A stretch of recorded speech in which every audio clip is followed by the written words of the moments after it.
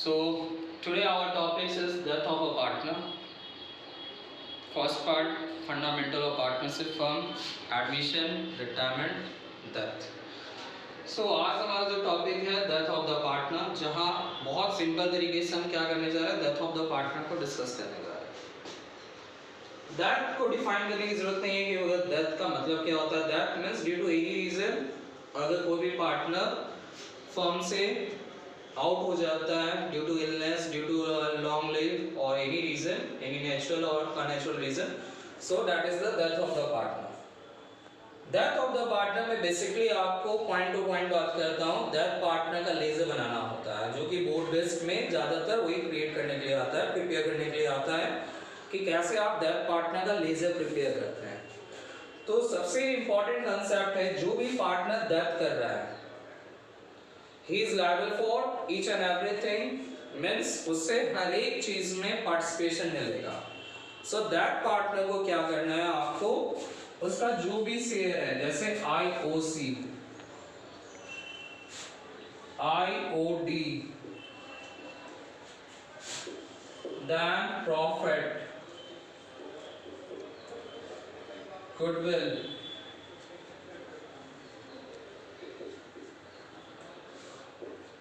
salary,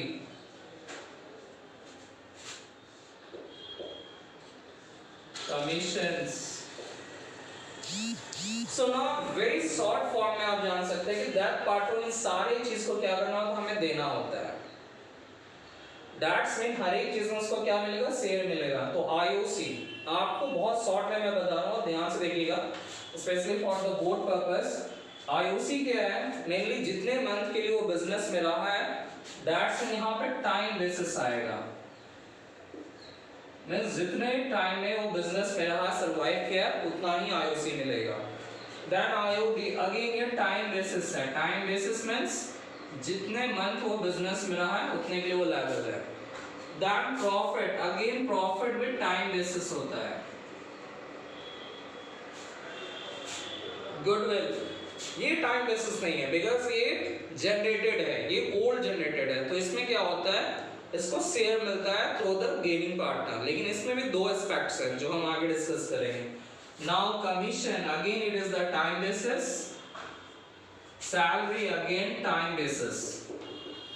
so through this flow chart आप बहुत simple तरीके से समझ सकते हैं कि डेथ पार्टनर को क्या करना होता है, हर एक चीज में उसके शेयर्स दिए जाते हैं।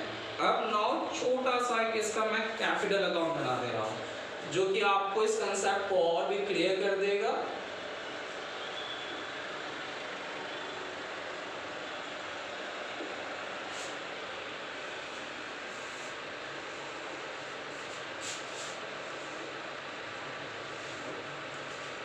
सबसे पहले आपको, और ध्यान से रखिएगा, बोर्ड में ज्यादातर इसी तरह का क्वेश्चन आता है, तो सबसे पहले आपको इसका बैलेंस लिखना होता है।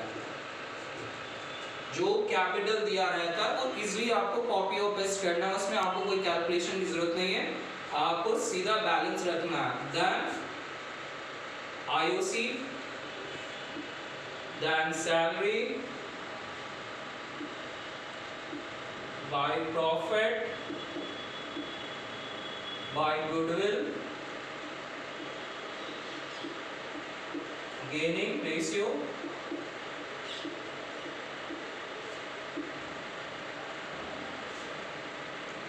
by WCR if it's given। अगर दिया हुआ है तो आप WCR दोगे, अगर नहीं दिया हुआ तो there is no need। then IFR। now apart from that, credit side सबसे पहले आप ड्राइंग डाल दो, जो पार्टनर ने ड्राइंग्स किया है। Then IOD interest on drawing. And अगर किसी तरह का लोन है पार्टनर का, सो लोन आपको पुट करना है। और इसके बाद आप जो बैलेंस करोगे, तो पहले हम क्या करते थे, उसको BD और CD कैलकुलेट करते थे, बट यहाँ पे हमें क्या करना है, क्योंकि ये तो डेथ कर गया है, वो तो ले नहीं सकता है पार्टिसिपेशन। सो इस केस में हम क्या करते हैं, उसके एग्जीक्यूटर्स अकाउंट को ट्रांसफर कर देते हैं।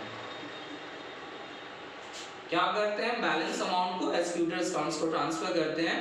और बोर्ड में बेसिकली आपको इसी तरह का क्वेश्चन 6 नंबर का आता है, 6 marks. Now most important topic for the board exam. Thank you.